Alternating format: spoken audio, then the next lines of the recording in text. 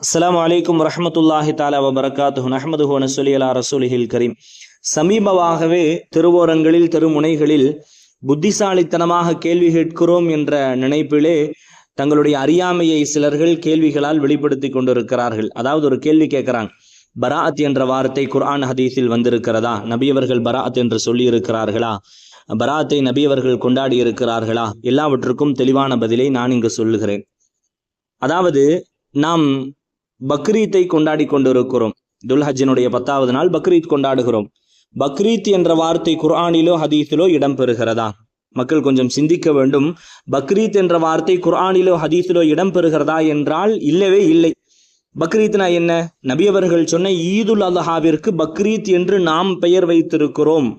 நம்மின் பெயர், நாம் வைத்த பெயர் பக்ரீத். ஈதுல் அல்ஹா என்று ஹதீஸுகளில் வருகிறது.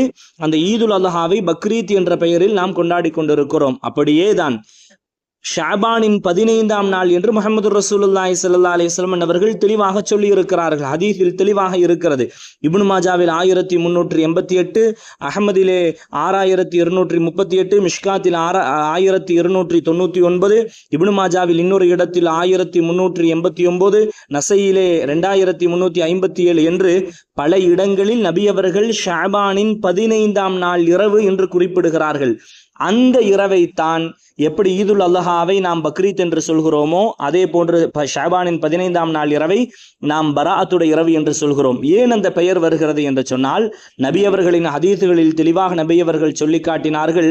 அன்றைய நாளில் இப்னு மாஜாவில் 1389வது ஹதீஸில் பார்க்க முடியும்.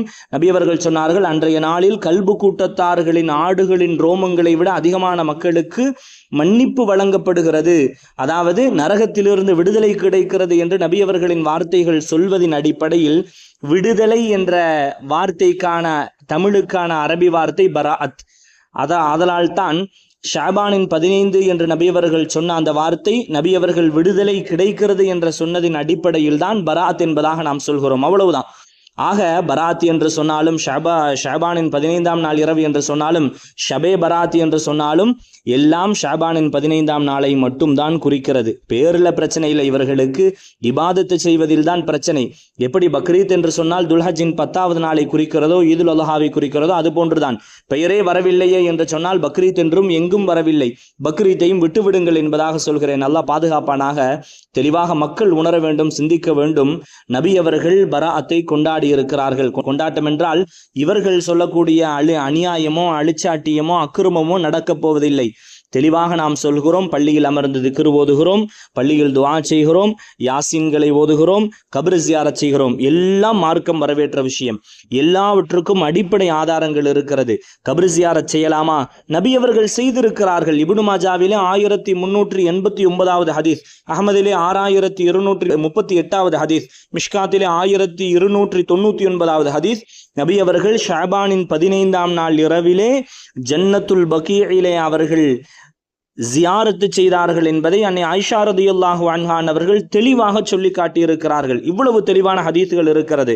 இன்னும் பார்த்தால் நபி அவர்கள் இப்னு மாஜாவிலே ஹதீஸ் பதிவு செய்யப்படுகிறது 1388. நபி அவர்கள் சொன்னார்கள், ஷாபானின் 15ஆம் நாள் இரவு வந்துவிட்டால் அன்றைய நாளில் இரவில் நின்று வணங்குங்கள், பகலிலே நோன்பு வையுங்கள். நபி அவர்களின் சுன்னத்தான விஷயத்தை தான் இன்று அஹ்லுஸ் சுன்னத்தி வல் ஜமாஅத்தினர்கள் செய்து கொண்டிருக்கிறார்கள். இரவிலே நின்று வணங்குவது, பகலிலே நோன்பு நோற்பது, அதற்கு பிறகு ஜியாரத் செய்வது போன்ற பல விஷயங்களை நாம் செய்து கொண்டிருக்கிறோம். சிந்திக்க வேண்டும். நாம் செய்யும் எந்த அமலும் மார்க்கத்திற்கு எதிரானது கிடையாது. தெளிவாக சிந்திக்க வேண்டும். உடனே இன்னொரு கேள்வி கேட்பாங்க, நம்ம அந்த நாள்ல மட்டும்தான் இபாதத் செய்யணுமா, மற்ற நாள் செய்யலாம் அல்லவா? அப்படி நாம் யோசித்து பார்க்க வேண்டுமானால் எந்த விஷயத்தையும் நாம் சாப்பிட்றோம், இன்னைக்கு தான் சாப்பிடணுமா, இன்னொரு நாள் சாப்பிடக்கூடாதா? நாம் எல்லா விஷயங்களையும் இப்படி கேள்வி கேட்க முடியும். அதாவது நல்ல அமல்களை தடுப்பது தான் இவர்களின் நோக்கம். பாருங்க, குர்ஆன்ல அல்லாஹ் சொல்றான், மனிதர்களையும் ஜின்களையும் அவனை வணங்குவதற்காகத்தான் படைத்திருக்கிறான் என்று அல்லாஹ் குர்ஆனிலே சொல்லி காட்டுகிறான். அந்த வணக்கம் எப்பொழுது செய்தால் என்ன? அது பராத்தின் இரவில் ஆகட்டும். பராத்துல மட்டும் தொழுகுங்கன்னு சொல்லலை, எல்லா நாளும் தொழ வேண்டும் என்று தான் சொல்கிறோம். சில ஒன்றுமில்லாத கேள்விகளை இவர்கள் முன்வைத்து அமல்களை தடுக்க நினைப்பது மிகப்பெரிய வருத்தத்தை தருகிறது. அல்லாஹு தாலா குர்ஆனிலே கேட்பான், அல்லாஹுவின் பெயரை பள்ளியில் உச்சரிக்கப்படுவதை தடுப்பவனை விட மிகப்பெரிய அநியாயக்காரன் யார் இருக்க முடியும் என்று இறைவன் கேட்கிறான். ஆக அந்த ஆயத்து இவர்களுக்கு சரியாக பொருந்துகிறது என்று சொல்லி என்னுடைய இந்த பதிவை நான் நிறைவு செய்கிறேன். அல்லாஹு தஆலா மார்க்கத்தை தெளிவாக, முறையாக, சரியாக புரிந்து எடுத்து நடக்கக்கூடிய நல்ல நசீபை எல்லா மக்களுக்கும் நிரப்பமாக தந்தருள் புரிவானாக. அஸ்ஸலாமு அலைக்கும் வரஹ்மத்துல்லாஹி தஆலா வபரகாத்துஹு.